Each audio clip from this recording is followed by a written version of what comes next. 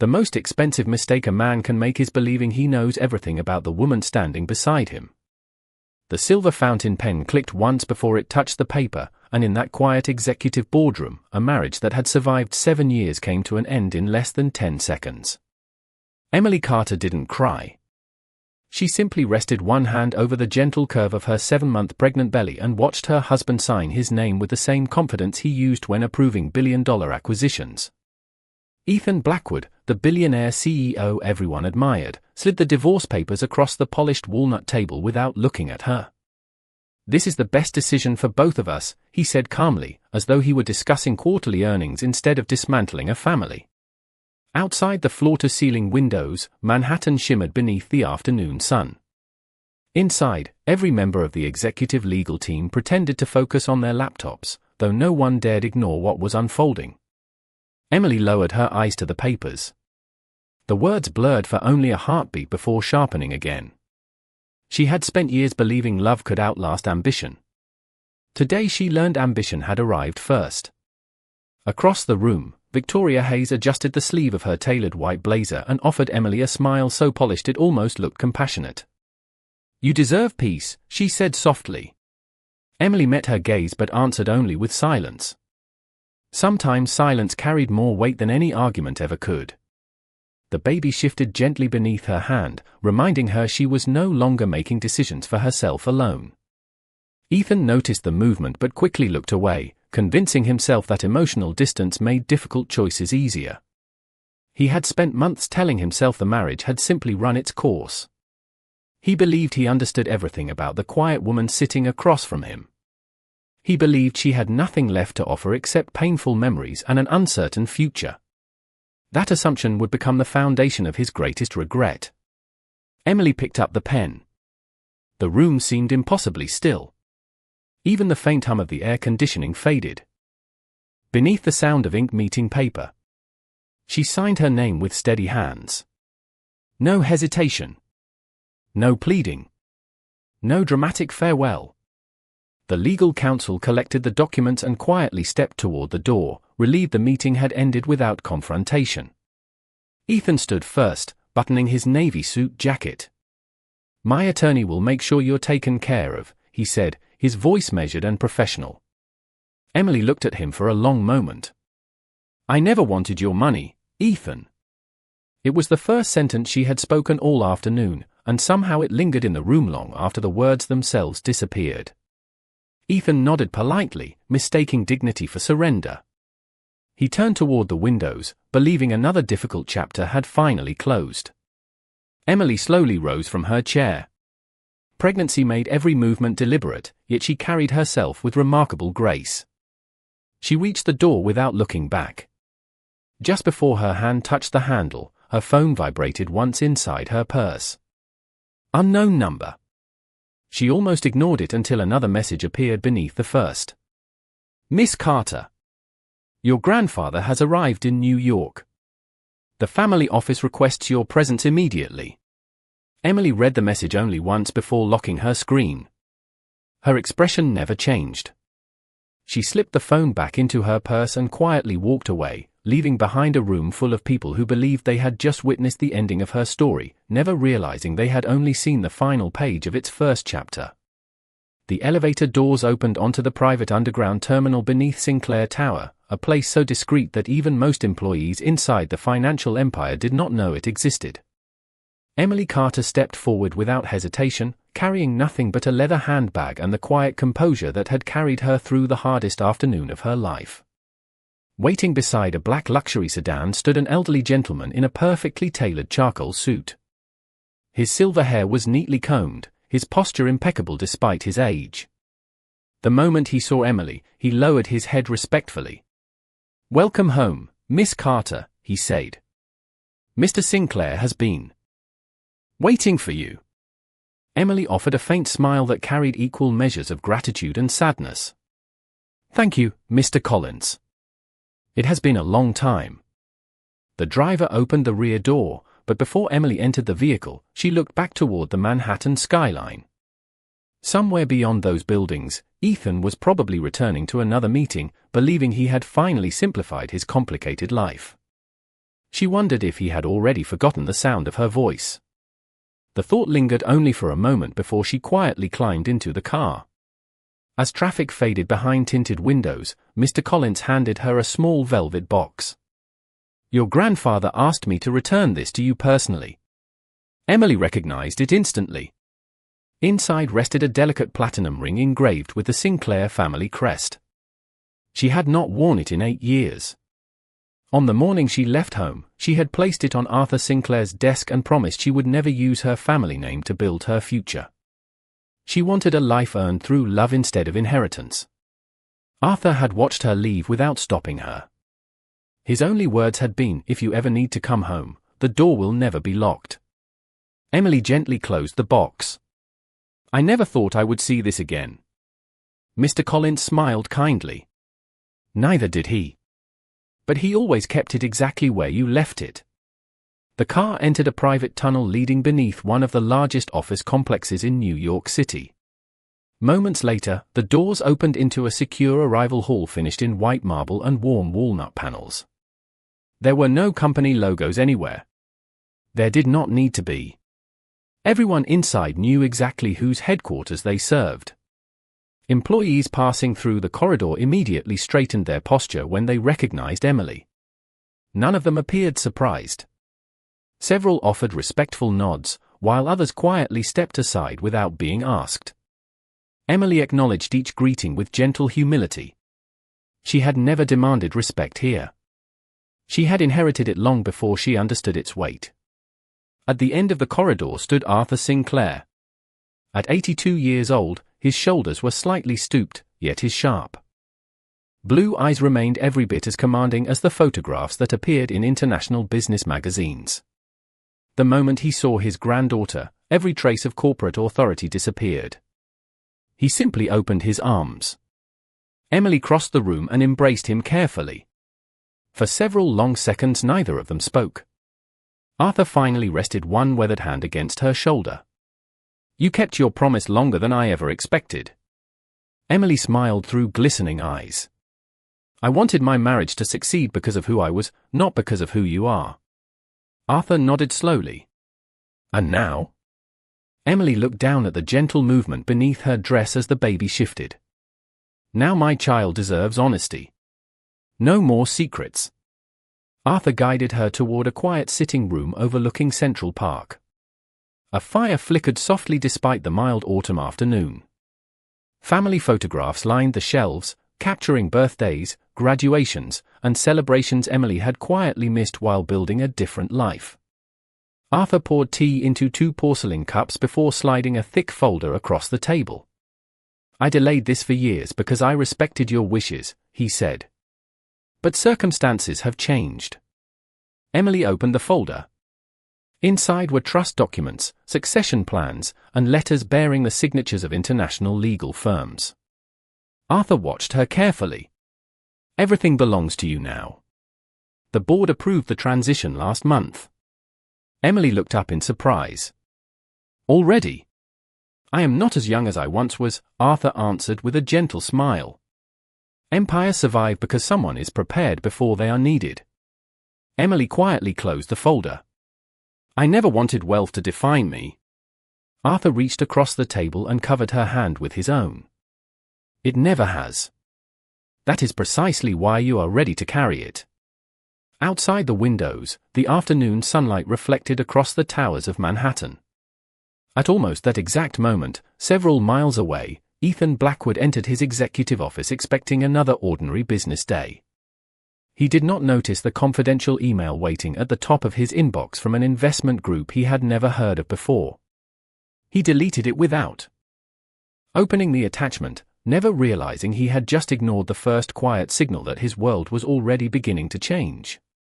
The following morning, Emily woke to the unfamiliar quiet of the Sinclair residence. Sunlight spilled across the hardwood floor through towering windows overlooking Central Park, painting the room in warm shades of gold. For the first time in years, there was no calendar filled with board meetings that belonged to someone else's company, no anxious wait for a husband who always seemed to arrive home too late, and no exhausting effort to convince herself that patience alone could repair a marriage already slipping away. She rested a hand over her growing belly and smiled as the baby responded with a gentle kick. "We are going to be all right," she whispered. Downstairs, Arthur Sinclair was already seated at the breakfast table, reading financial reports spread neatly across polished oak. He looked up the moment Emily entered. "Did you sleep well?" he asked. "Better than I have in months," she admitted. Arthur folded the reports and pushed them aside. "Good. Because today, you stop surviving and start preparing." Emily joined him as fresh coffee and breakfast were quietly served by the household staff. Nothing about the room felt extravagant despite the immense fortune behind every wall. It felt like a family home, one she had voluntarily left years ago believing love mattered more than legacy. Arthur poured orange juice into a crystal glass before sliding another folder toward her. "These are not business contracts," he explained. "These are the charitable foundations your grandmother built. Hospitals. Scholarships. Women's shelters. Veterans housing. Your inheritance has never been only about money."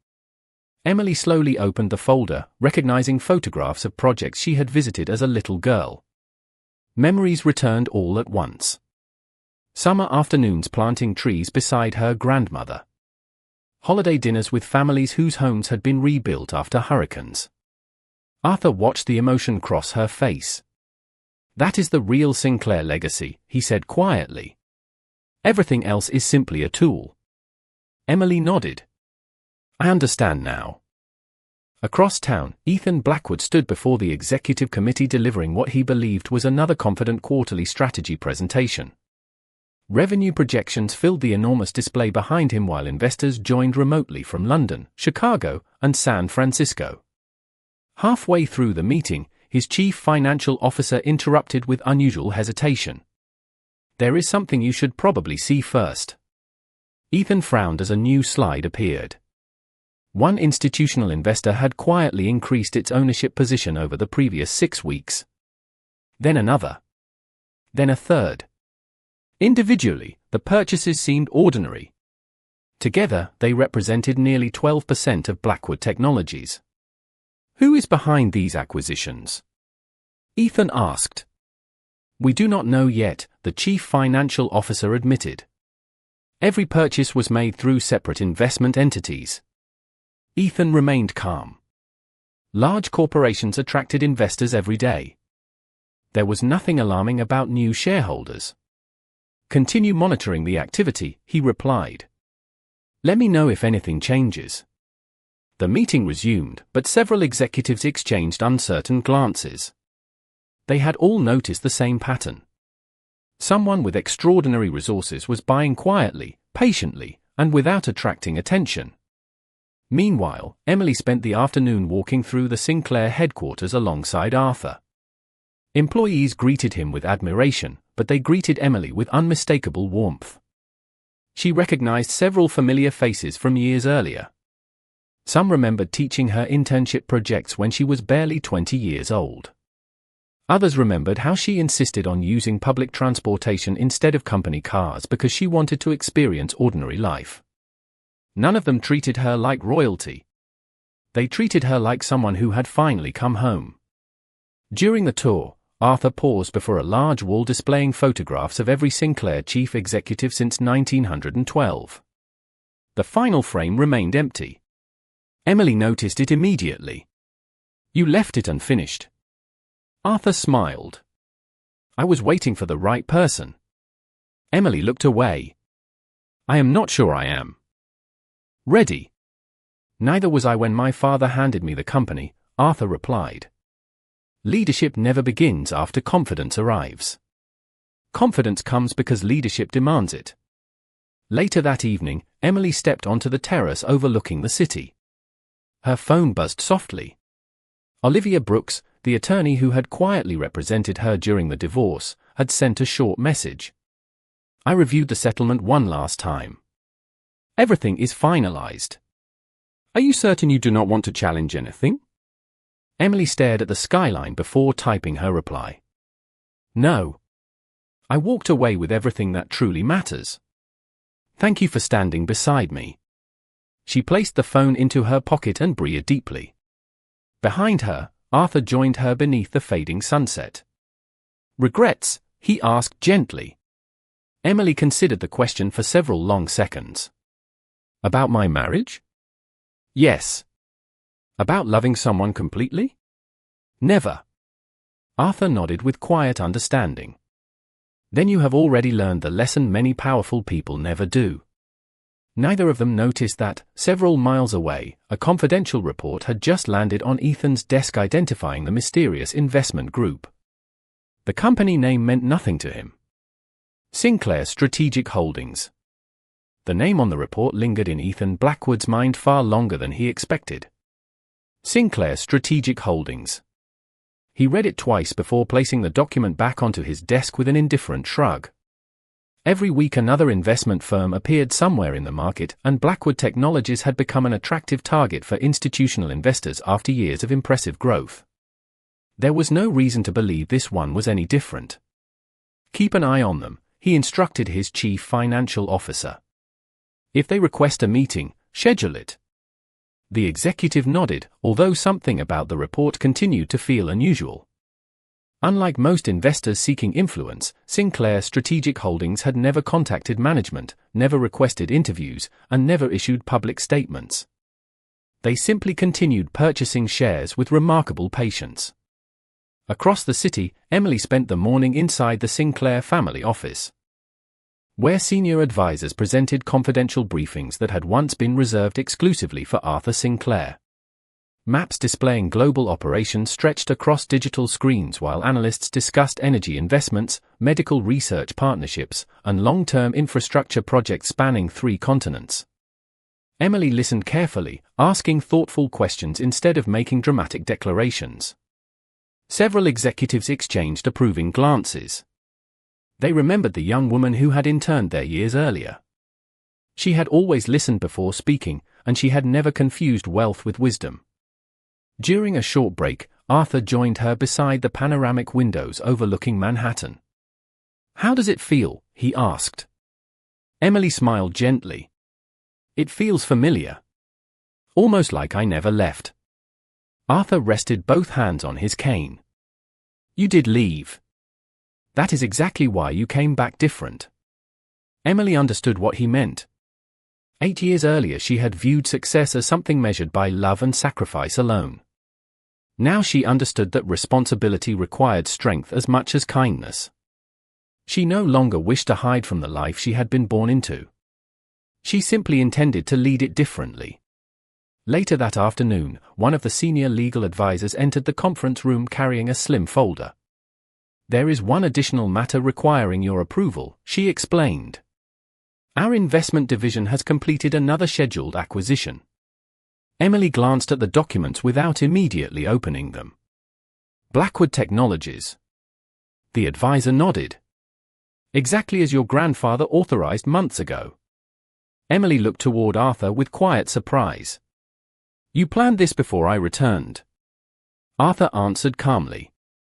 "I prepared options, not revenge." "There is an important difference." Emily slowly opened the folder.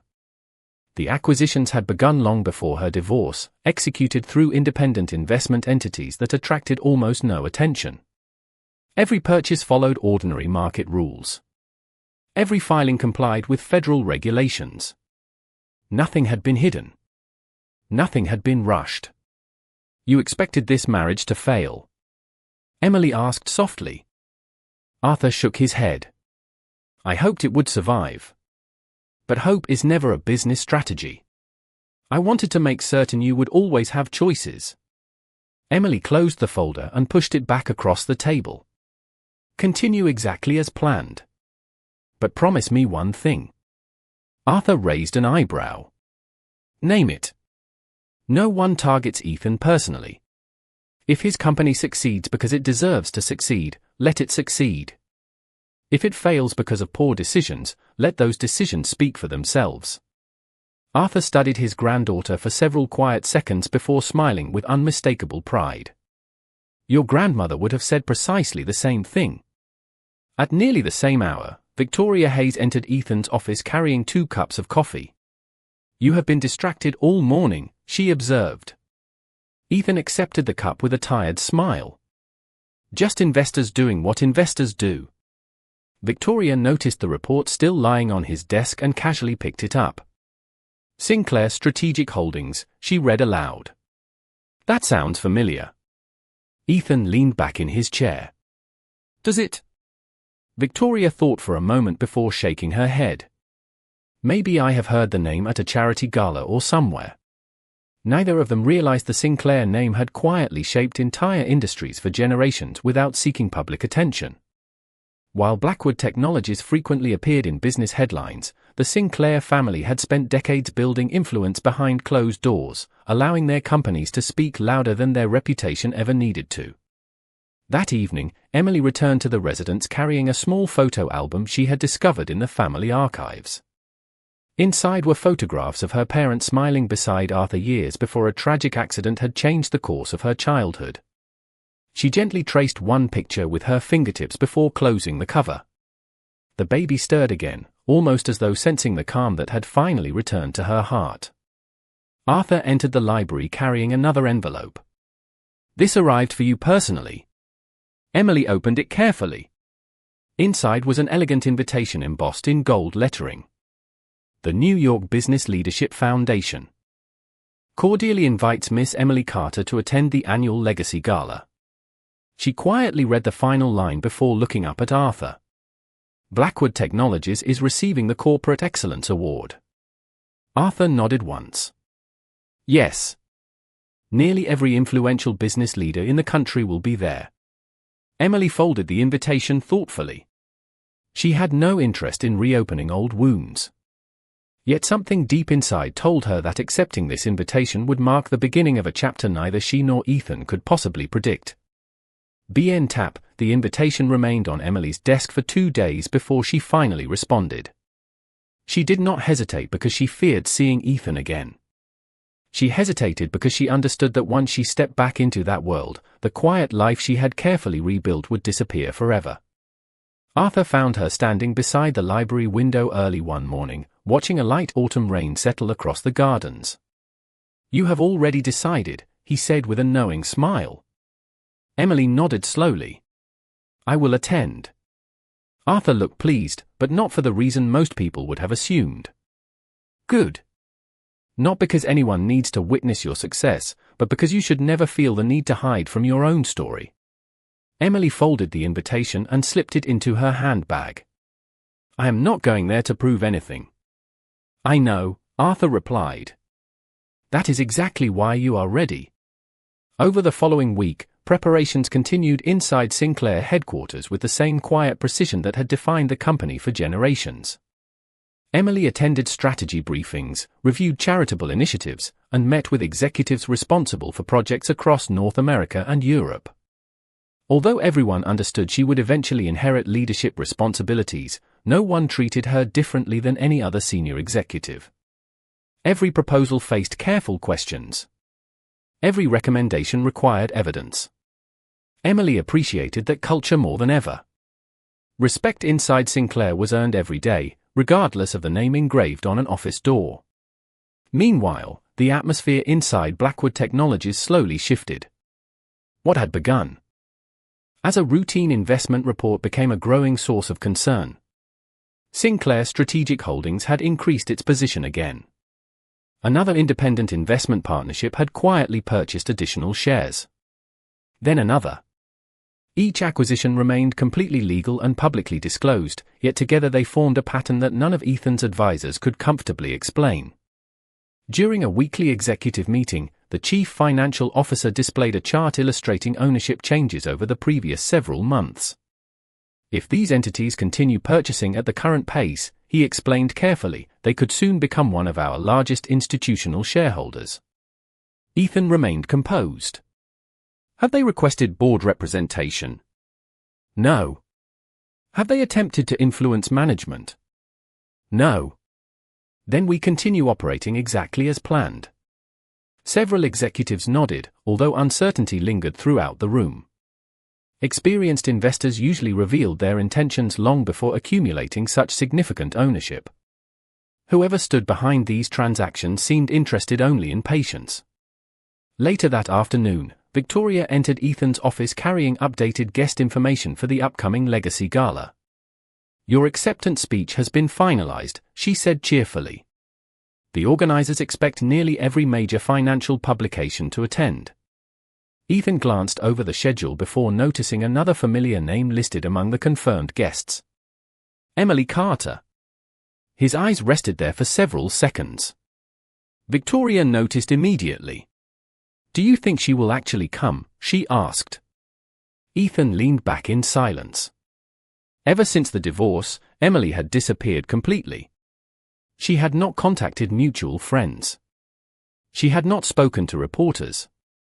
She had not challenged the settlement agreement. It was almost as though she had quietly stepped out of his life without leaving behind even the smallest trace of resentment. Somehow that unsettled him more than anger ever could have. "If she attends," he finally answered, "I hope she is doing well." Victoria forced a smile, but something inside her tightened. She had expected relief after the divorce, not the quiet reflection she now heard in Ethan's voice.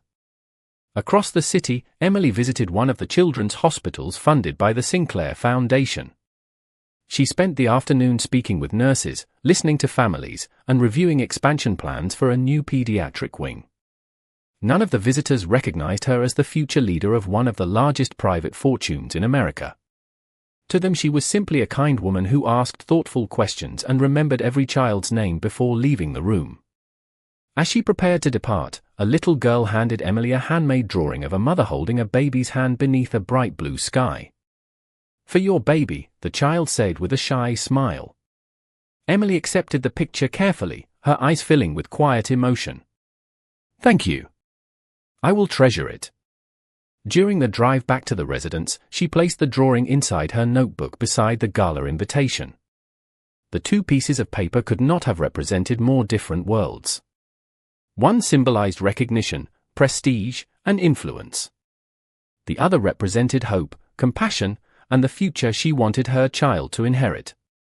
That evening, Arthur reviewed final travel arrangements with his executive assistant before turning toward Emily. "There is one detail you should know before the gala." Emily looked up from her notes. Arthur's expression remained calm, yet unusually thoughtful. "The Foundation Board has decided to announce the next generation of Sinclair leadership that same evening." Emily fell silent. "Publicly?"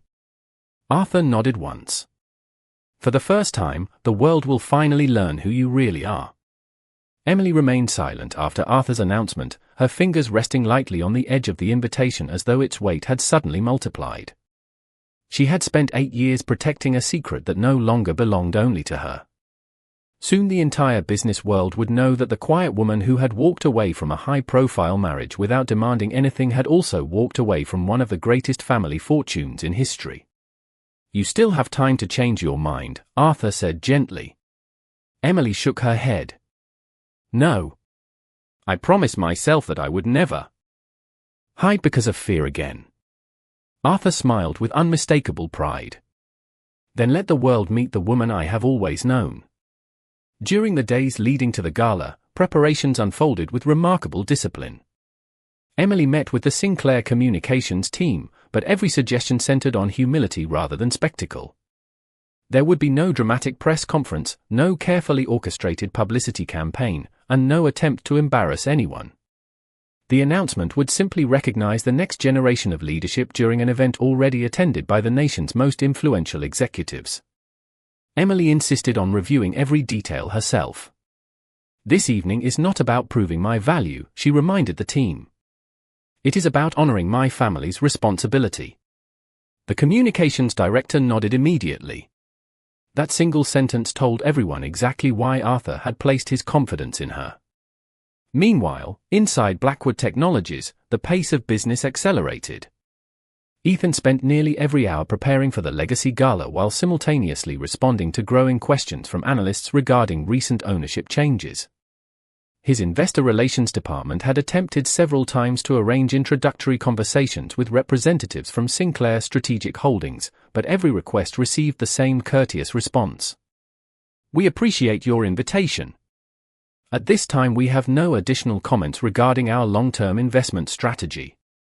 The brief replies frustrated senior executives because they revealed nothing while remaining completely professional. During another strategy meeting, the chief financial officer displayed updated ownership percentages. Combined holdings now exceed 16%, he reported. Ethan studied the chart carefully. Any indication they intend to acquire additional shares? Every indication, the executive answered honestly. Their purchases remain consistent, disciplined, and extremely well-funded. Ethan folded his hands thoughtfully. Then we continue focusing on performance. Markets reward strong companies. Although his words projected confidence, he could not ignore the unusual precision behind the acquisitions. Someone was making decisions years in advance instead of reacting to daily headlines. Across Manhattan, Emily attended her final leadership briefing before the gala. Senior advisors presented long-term plans involving renewable energy, medical technology, and educational partnerships. Rather than discussing profits alone, every presentation included measurable social impact alongside financial returns.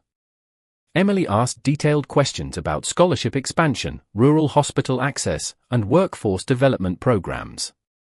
Several executives later admitted privately that the meeting reminded them of Arthur during the earliest years of his leadership, when every business decision began with people before numbers.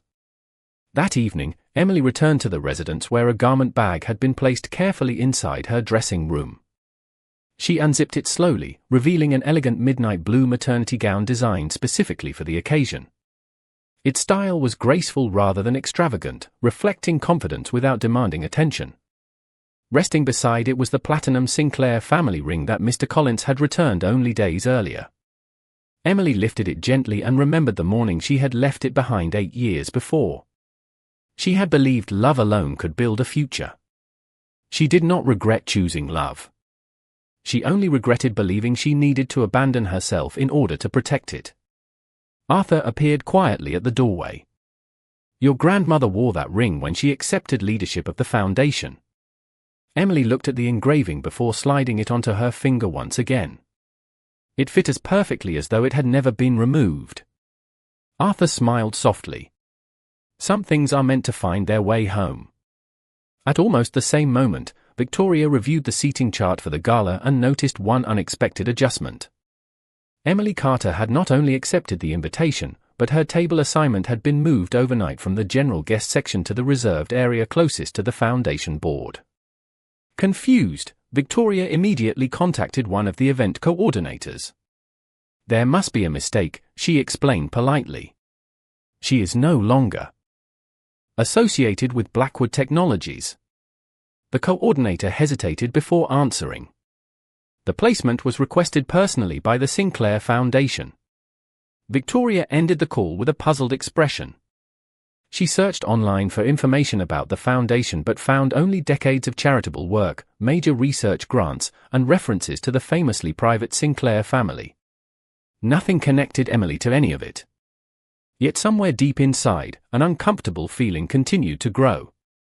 She could not explain why a woman who had quietly accepted a divorce without public complaint was suddenly receiving extraordinary attention from one of the most respected names in American philanthropy.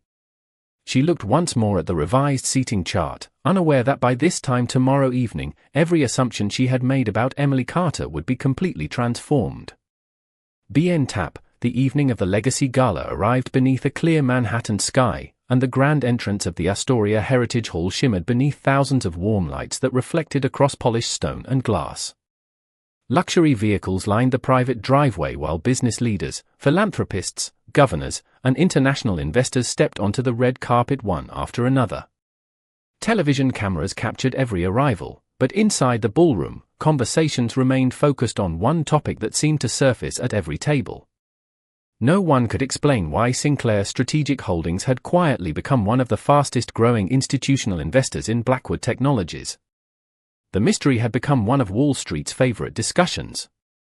Ethan Blackwood adjusted the cuff of his tailored tuxedo as he entered the ballroom beside Victoria Hayes. The evening should have belonged entirely to him. His company was receiving the Corporate Excellence Award, and industry reporters were already requesting interviews before the ceremony even began. Yet despite the celebration surrounding him, Ethan found himself scanning the room almost instinctively. He could not explain why. Perhaps it was curiosity. Perhaps it was unfinished emotion. Or perhaps some quiet part of him simply wanted reassurance that Emily had truly found peace after everything they had been through. Victoria noticed his wandering attention and gently touched his arm. "Relax," she whispered with a reassuring smile.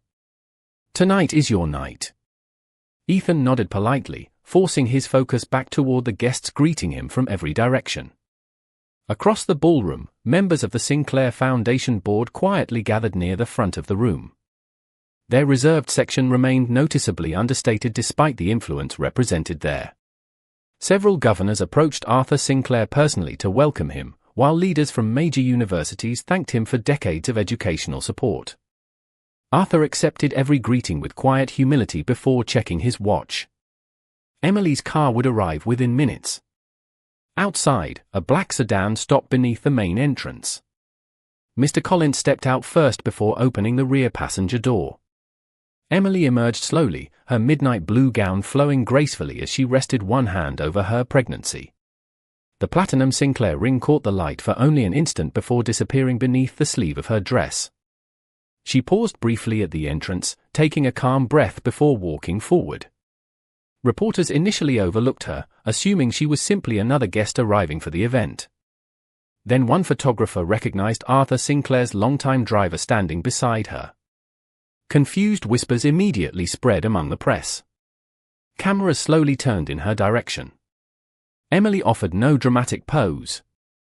She simply smiled politely before continuing inside with quiet confidence. The atmosphere changed almost immediately. Staff members who moments earlier had been guiding ordinary guests suddenly straightened their posture. The event director personally greeted Emily at the entrance. "Welcome, Miss Carter," he said warmly. "Mr. Sinclair is expecting you." Nearby executives exchanged puzzled glances. They had attended this gala for years and had never seen the director personally receive anyone except heads of state and major foundation leaders. Emily thanked him softly before following the attendant toward the ballroom. Meanwhile, Ethan had just completed another interview when he noticed several photographers unexpectedly leaving his side. Their cameras were aimed toward the entrance instead. Curious, he turned naturally to see what had captured their attention. From across the ballroom, he recognized Emily instantly. She looked peaceful. Healthier than he remembered. There was no trace of bitterness in her expression. Only quiet confidence. Ethan remained still for several seconds, surprised by how unfamiliar she suddenly seemed. Victoria followed his gaze. "She came after all," she said quietly. Before Ethan could answer, something even stranger happened. Every member of the Sinclair Foundation board stood as Emily approached. Arthur Sinclair himself walked several steps forward to greet her. The elderly billionaire smiled with unmistakable affection before gently embracing her in front of hundreds of invited guests. Conversations throughout the ballroom faded almost completely.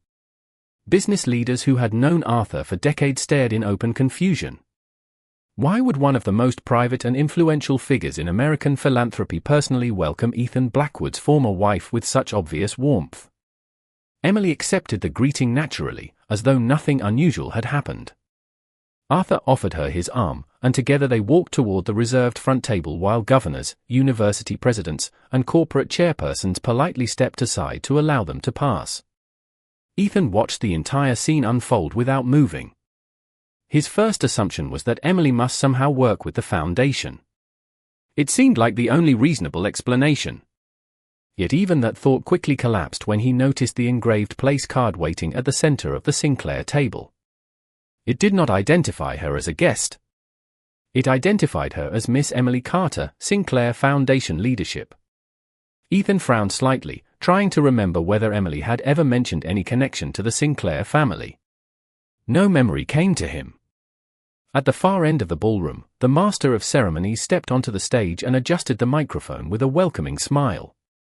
"Ladies and gentlemen," he he announced, before recognizing tonight's corporate achievements. The Sinclair Foundation has requested the honor of making a very special announcement that will shape its future for generations to come.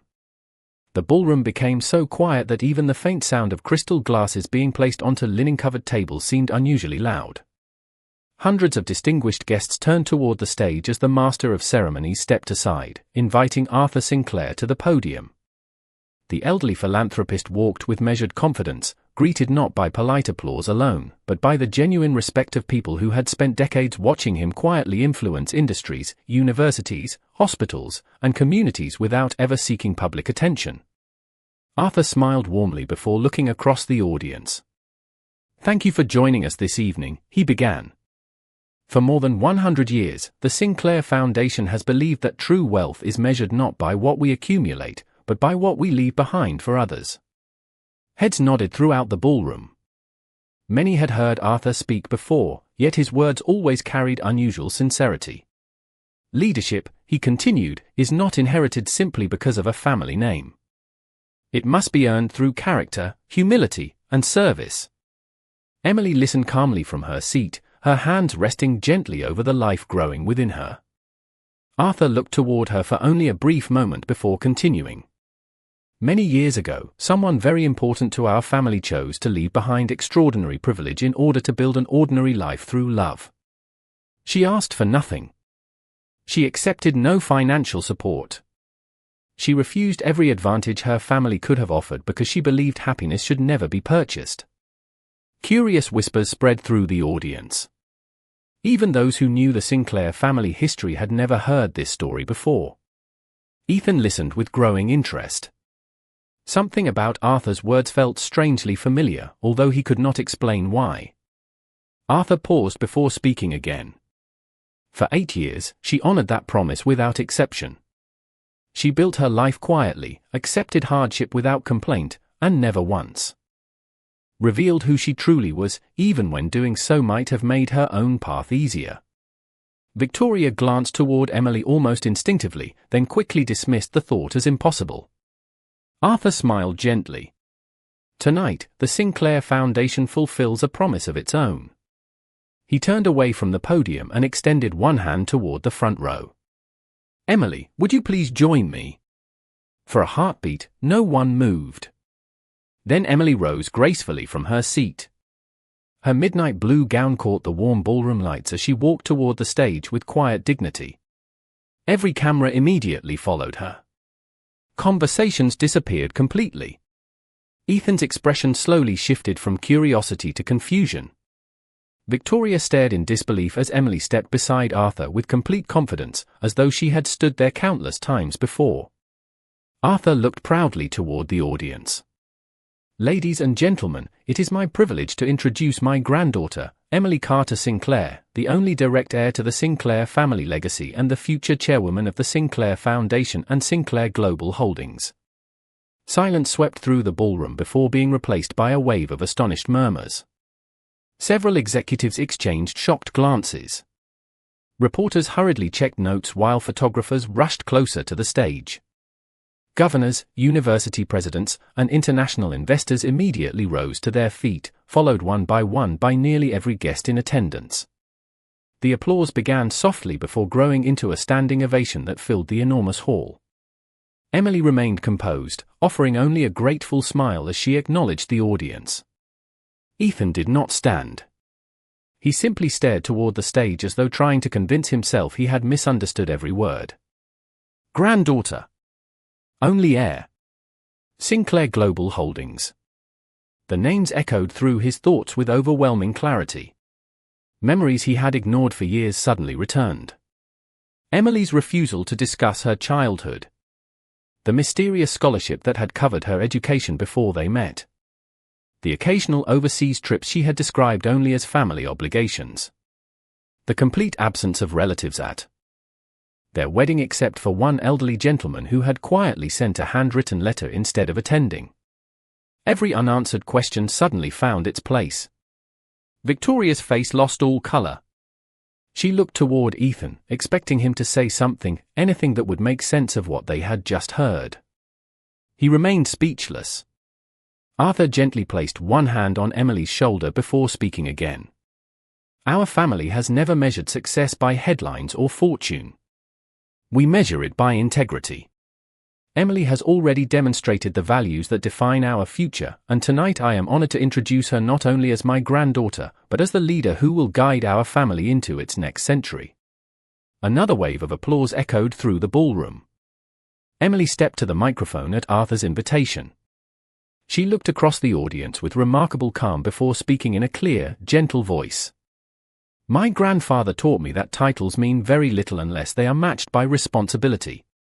I accepted this role because I believe every opportunity carries an obligation to improve someone else's life. That is the legacy I hope to continue. Her brief remarks ended with sincere gratitude to the Foundation's employees, volunteers, and community partners rather than any mention of herself. The humility of her words only deepened the admiration throughout the room. As she stepped away from the microphone, Ethan finally understood one undeniable truth. The woman he had believed possessed nothing beyond quiet kindness had been carrying a legacy greater than anything he had ever imagined, and he had never even thought to ask who she truly was.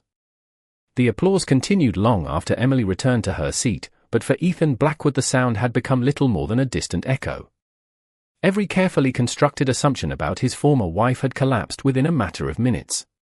He remembered the countless evenings when she quietly declined expensive gifts, insisting that what mattered most was building a life together.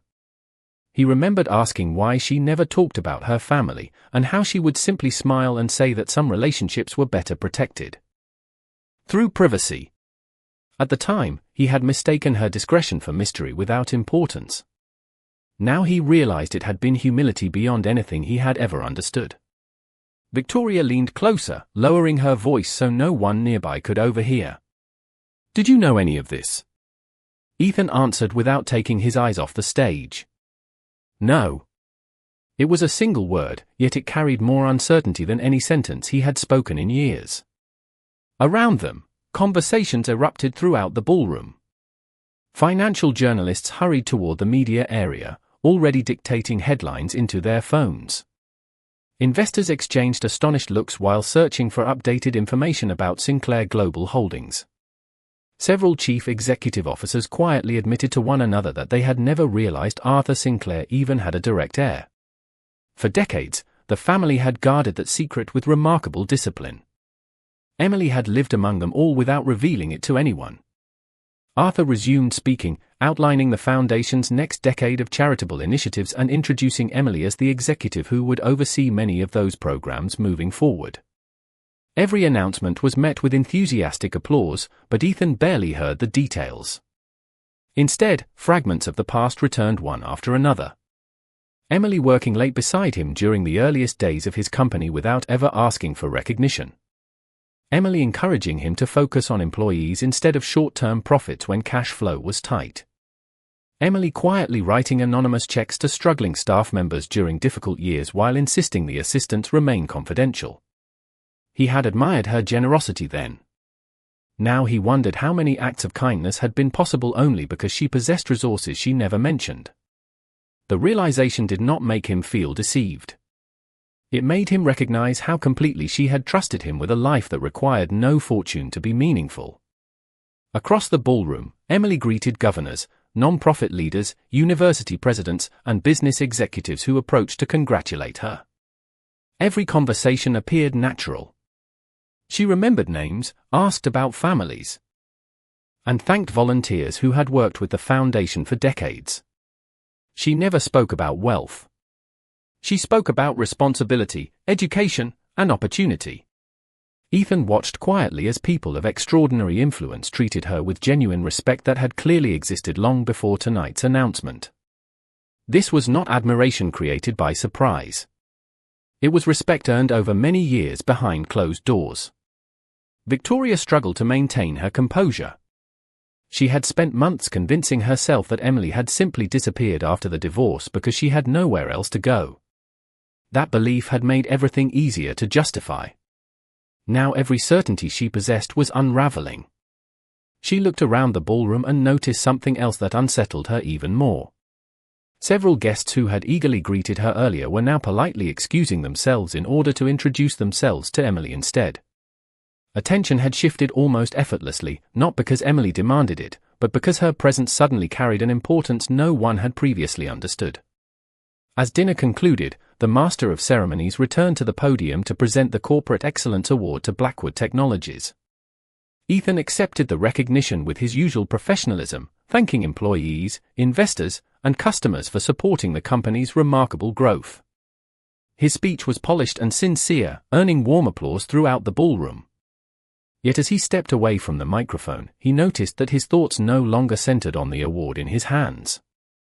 They remained fixed on the woman seated only a short distance away, quietly listening as though none of the evening's extraordinary events had changed who she was. After the ceremony ended, guests gradually gathered for private conversations throughout the reception hall.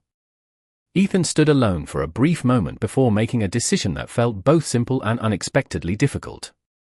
He set his award on a nearby table and walked slowly toward the Sinclair gathering.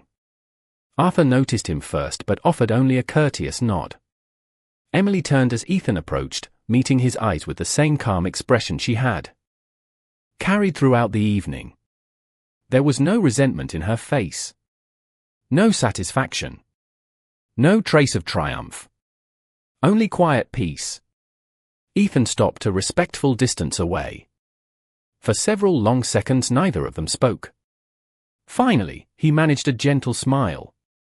"Congratulations, Emily." She returned the smile with equal kindness. "Thank you, Ethan."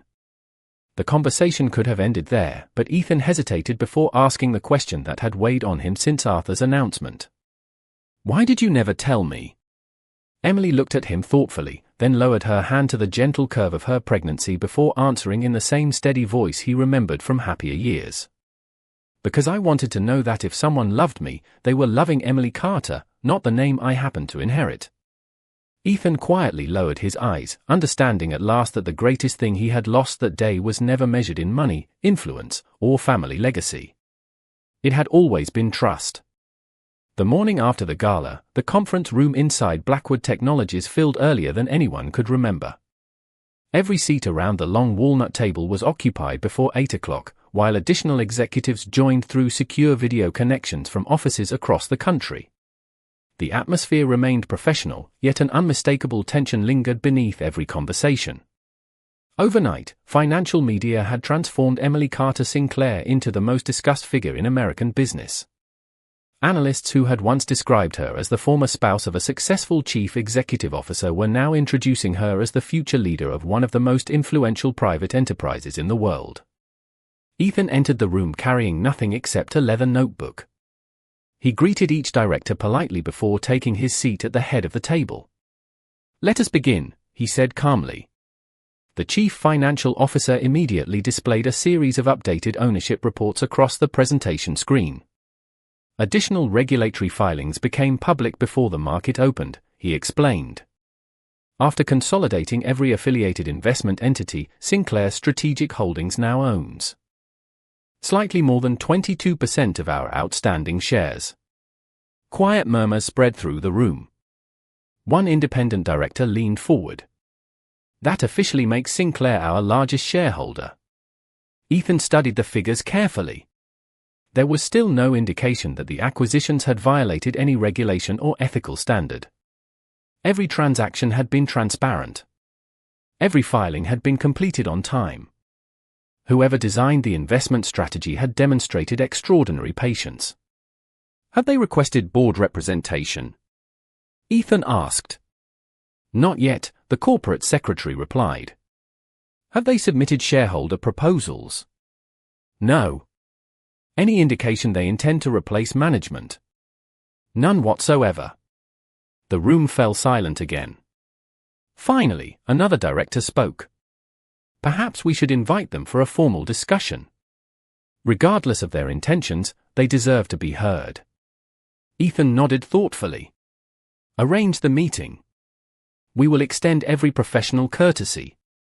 Several hours later, a formal invitation left Blackwood Technologies addressed to Sinclair Strategic Holdings. The reply arrived before the afternoon ended. "Thank you for your invitation. Miss Emily Carter Sinclair and representatives of Sinclair Strategic Holdings would be pleased to attend a courtesy meeting next Tuesday.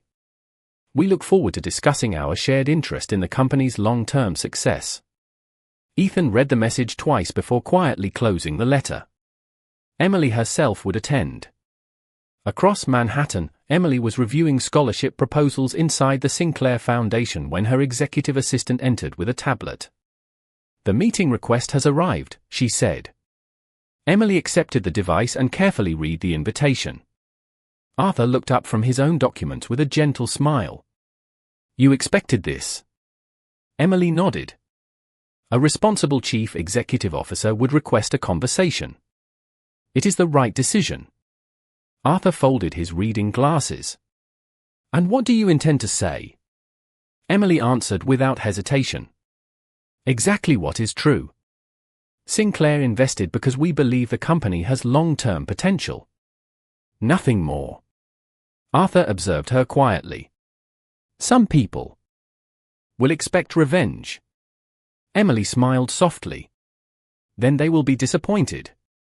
The following Tuesday, Blackwood Technologies welcomed the Sinclair delegation into its executive headquarters.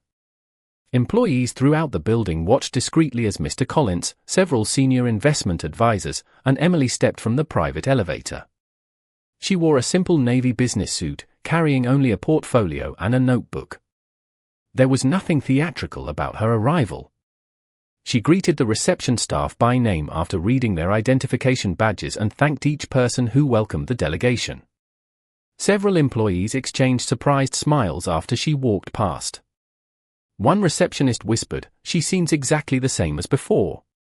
Inside the boardroom, Ethan stood as Emily entered. "Thank you for coming," he said sincerely.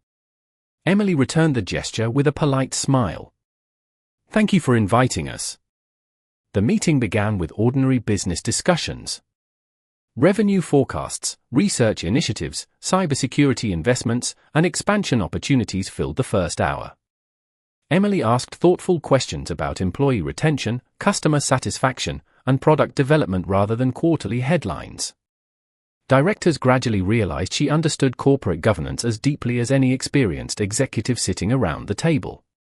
When the presentations concluded, Ethan finally addressed the question everyone had quietly avoided. "Miss Carter Sinclair," he began respectfully, "many people have wondered why Sinclair Strategic Holdings invested so significantly in our company." Emily closed her notebook before answering. "Because your employees built an innovative business with long-term value. We invest in strong institutions, not short-term excitement." One director smiled with visible relief. "So there is no intention to seek operational control?" Emily shook her head gently. "Control has never been our objective. Responsible stewardship has." She paused briefly before adding, "Companies thrive when leaders are allowed to lead. Shareholders should strengthen that mission, not distract from it." Around the table, expressions softened. Even the most skeptical directors recognized the quiet confidence behind her words. Ethan looked at Emily for a long moment, realizing that while many investors measured success by influence over others, she measured it by the ability to help something valuable continue growing. It was the same quiet philosophy she had carried throughout their marriage, and only now did he fully understand how extraordinary it had always been. When the meeting concluded, the directors remained inside the boardroom discussing future cooperation, but Ethan quietly followed Emily into the executive lobby before the Sinclair delegation departed. Floor-to-ceiling windows overlooked the Manhattan skyline, where the afternoon sun reflected across the glass towers surrounding them. For a few moments, neither of them spoke. Mr. Collins noticed the silence and respectfully guided the other Sinclair advisors toward the elevators, leaving the former couple alone for the first time since the gala. Ethan folded his hands, searching for words that had refused to come during the meeting. "You could have embarrassed me," he said at last. No one would have questioned it. Emily looked out across the city before answering. "That would not have changed anything." Ethan gave a quiet nod. "Most people in your position would have enjoyed proving a point." Emily smiled gently. "That is exactly why I never wanted to become most people." Her answer lingered between them. Ethan realized she had not changed nearly as much as he first believed. She had always possessed the same calm strength. The difference was that he had finally learned to recognize it. "There is something I have wanted to say since the gala," he continued. "I owe you an apology." Emily turned toward him with patient eyes. "You do not owe me anything because of my family." Ethan immediately shook his head. "This has nothing to do with your family." He paused before continuing. "I stopped seeing the woman standing beside me. I became so focused on growing the company that I slowly treated our marriage like another responsibility on my calendar. You deserve better than that." Emily listened without interrupting. She appreciated that he was not trying to rewrite the past or excuse his choices. He was simply acknowledging them. "Thank you for saying that," she replied softly. "It could not have been easy." Ethan smiled faintly. "It should have been much easier than signing those divorce papers." The honesty in his voice carried no expectation, only regret. Emily rested one hand gently over her pregnancy as she answered. "We both made choices. Some were painful. But they brought us here." Ethan lowered his eyes for a moment before asking the question he had rehearsed countless times in his mind. "Is there any chance we could begin again?" Emily remained silent for several seconds. The elevator chimed softly in the distance while employees crossed the lobby without disturbing them. Finally, she spoke with the same calm kindness that had defined every conversation since they met again. "I have already begun again, Ethan." He looked at her, understanding that she was not speaking about wealth or business. She was speaking about peace. "I forgive you," she continued gently. "Holding on to resentment would only make my future smaller. I do not want my child growing up surrounded by old anger." Ethan listened quietly, grateful even before she finished. "But forgiveness is not the same as returning to the life we once had." Her words were neither cold nor harsh. They were simply honest. "Some chapters teach us everything we need to learn," she said. "That does not always mean they are meant to be rewritten." Ethan closed his eyes briefly before nodding. There was disappointment in his heart, but no confusion. For the first time, he truly understood the difference between asking for another opportunity and deserving one. "I understand," he answered. Emily smiled warmly. "I hope you do more than understand. I hope you become happy." Those words surprised him more than anything else she had said. There was no hidden bitterness behind them. She genuinely wished him well. Mr. Collins returned quietly as the elevator doors opened. "Miss Sinclair, the car is ready." Emily nodded before looking back at Ethan one final time. "Take care of yourself." "And you," Ethan replied. "Take care of both of you." His eyes briefly rested on the child she carried before meeting hers once again. Emily thanked him with a small smile and stepped into the elevator alongside the Sinclair team. The doors closed gently, disappearing without drama. Ethan remained standing in the lobby long after they had gone. He felt no anger toward Arthur Sinclair, no resentment toward Emily, and no frustration about the fortune she had inherited. Instead, he recognized something far more valuable than any balance sheet could measure. He had once been trusted with the heart of a remarkable woman who never needed his success, only his partnership. She had offered him loyalty without conditions, kindness without expectation, and love without calculation. Those gifts had been placed into his hands long before he ever learned the name Sinclair. As he slowly returned to his office, Ethan understood that some opportunities disappear not because they are taken away, but because they are quietly overlooked until the moment they can never be recovered. 3 months passed quietly, and for the first time in many years, Emily felt as though life was moving forward instead of asking her to keep looking back. Winter slowly gave way to the first signs of spring across New York City, and the Sinclair Foundation announced the opening of 3 new children's medical centers, each dedicated to providing specialized care regardless of a family's financial circumstances. Emily personally attended every groundbreaking ceremony, speaking not about wealth or legacy, but about opportunity, compassion, and responsibility. Reporters continued asking questions about her remarkable story, yet she always redirected the conversation toward the families whose lives the foundation hoped to improve. Arthur often watched those interviews with quiet satisfaction. He had spent decades preparing someone to inherit the Sinclair legacy, and now he understood that the greatest inheritance had never been the fortune itself. It had always been the values carried forward. One snowy evening, Emily gave birth to a healthy baby boy surrounded by her grandfather, close friends, and a team of grateful doctors whose hospital had once benefited from Sinclair Foundation grants. As Arthur gently held his great-grandson for the first time, emotion softened the expression of a man who had negotiated billion-dollar agreements without ever losing his composure. "Welcome home, little one," he whispered. "Your family has been waiting for you."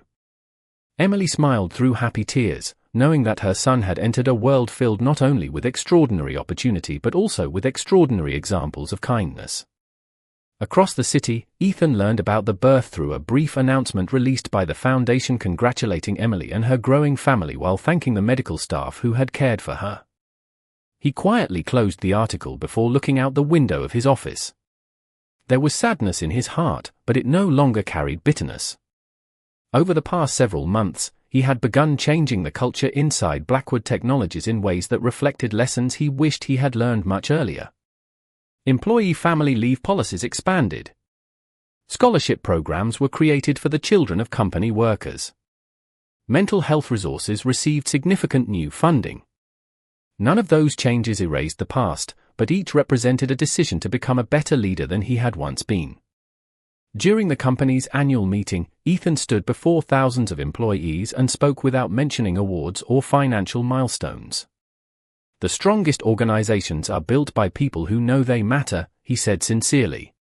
"Success means very little if the people who helped create it are forgotten." Many employees later described it as the most personal speech he had ever delivered.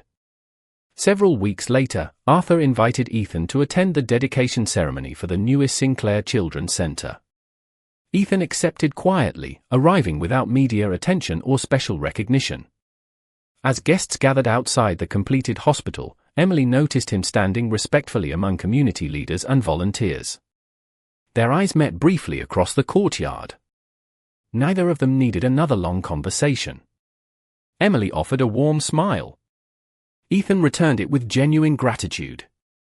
They had become two very different people from the couple who once believed love alone could overcome every challenge.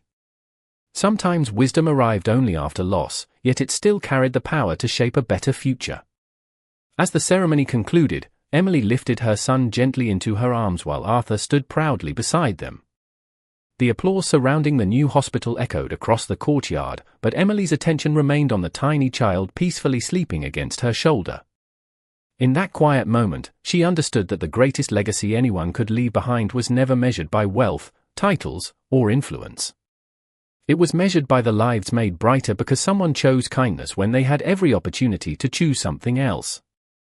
1 year later, the skyline of Manhattan looked exactly the same, yet the lives beneath it had changed in ways no headline could fully capture. The Sinclair Foundation had expanded its scholarship programs into every state, opened additional children's health centers, and launched a nationwide initiative supporting young mothers pursuing education and careers. Emily Carter Sinclair rarely appeared on magazine covers despite leading one of the largest private organizations in the country. She preferred classrooms to press conferences, hospitals to television studios, and conversations with ordinary families over speeches before cameras. Those who worked beside her often noticed the same quiet routine at the beginning of every day. Before reviewing financial reports or meeting with executives, she spent a few peaceful minutes in the Foundation's childcare center, holding her young son and reminding herself why every decision mattered. Arthur Sinclair gradually stepped away from daily responsibilities, confident that the future of the family legacy rested in capable hands. He often watched Emily guide meetings with the same calm wisdom that had once defined her grandmother. She encouraged debate, welcomed different opinions, and ended every discussion with the same simple question: how will this improve someone's life? That question quietly became the guiding principle throughout every Sinclair organization. Across town, Blackwood Technologies continued growing through innovation and disciplined leadership. Ethan no longer measured every success by quarterly reports alone. Company volunteer programs expanded into local communities, employee retention reached record levels, and independent workplace surveys consistently ranked the organization among the most respected employers in the country. His colleagues noticed another quiet change as well. The framed awards that once filled the wall behind his desk had been replaced by photographs of employees, community projects, and scholarship recipients whose futures had been shaped by opportunities the company helped create. Success, he had finally learned, became far more meaningful when it was shared. One crisp autumn afternoon, leaders from business, education, and non-profit organizations gathered for the dedication of the Sinclair Center for Family Opportunity, a project jointly funded by the Sinclair Foundation and several corporate partners, including Blackwood Technologies. The collaboration had never been planned as a symbolic gesture. It existed because both organizations believed the community deserved it. Emily arrived holding her son's small hand while Arthur greeted longtime friends with quiet pride. Ethan joined the gathering a few moments later. Their eyes met across the courtyard once more, and both smiled with genuine respect. There were no lingering questions left between them, no unfinished conversations waiting to be resolved. Time had transformed regret into wisdom and disappointment into understanding.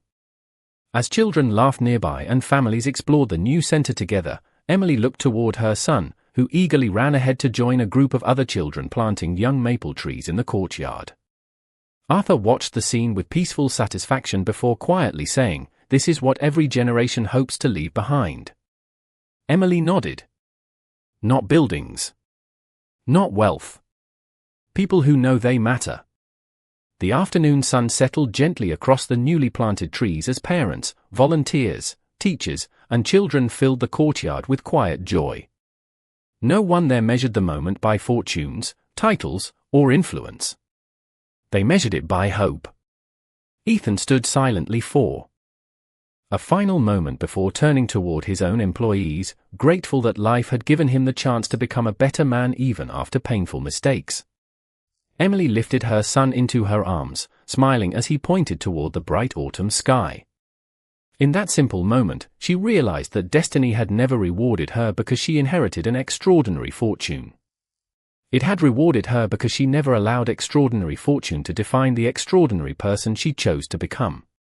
Some people spend their lives searching for treasure, only to discover too late that character was the greatest inheritance anyone could ever possess.